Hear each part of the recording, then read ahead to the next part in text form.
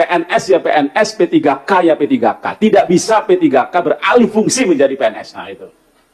Karena begini loh, yang harus Anda ingat itu, para kuasa hukum ingat, ini orang masuk, memilih jalur P3K, sudah dari awal dia tahu konsekuensinya semua. Jadi bukan diterima dulu, baru dijudge, Anda P3K, ini PNS. Kan bukan begitu. Jadi, bagaimana mau menjelaskan setelah jadi, lalu mempersoalkan aturan yang diterima pada awalnya ketika masuk? Karena kan beda kan, penerimaannya aja beda kan. Nah sudah tahu, sama dengan orang, sudah calon kepala daerah atau calon anggota DPR atau DPRD, sudah jelas oleh undang-undang ditentukan masa jabatannya 5 tahun. Lalu kemudian setelah jadi, dipersoalkan. Kecuali Anda tidak tahu sebelumnya. Nah oleh karena itu, ini harus ada penjelasan yang kuat bahwa ketentuan ini sudah ada, lalu tiba-tiba Anda merasa diperlakukan tidak adil oleh ketentuan itu. Nah itu yang paling penting nih dijelaskan. Kenapa? Kami nanti akan menilai 3 norma yang dimohonkan pengujian ini, ada enggak kausal verbannya? Jadi hubungan sebab akibat antara berlakunya norma yang dimohonkan pengujian itu dengan anggapan kerugian atau potensi kerugian hak konstitusional itu. Nah kalau yang tadi ditanya hakim kan agak berat nih. Anda masuk melalui jalur P3K, lalu tiba-tiba mempersoalkan P3K itu sendiri.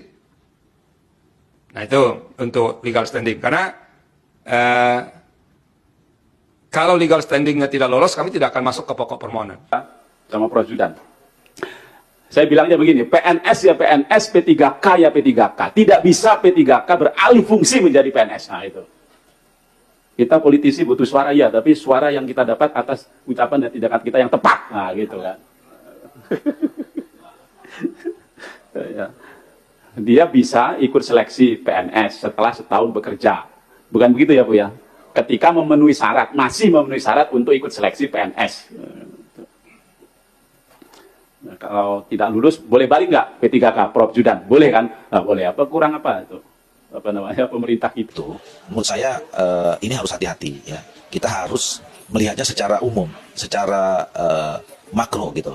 Pertama apa yang saya sebut sebagai umum dan makro itu, bahwa kita memang meminta kepada pemerintah untuk melakukan penataan, ya, konsolidasi dan penataan serta peningkatan kualitas dari birokrasi kita. Salah satunya adalah penataan dan peningkatan kualitas dari ASN kita, gitu. Nah, tentu kita berharap ASN kita, baik PNS maupun P3K itu adalah bagian dari bagaimana meningkatkan pelayanan publik. Jadi artinya kualitas dari ASN kita itu, baik PNS maupun P3K, itu juga harus terjamin.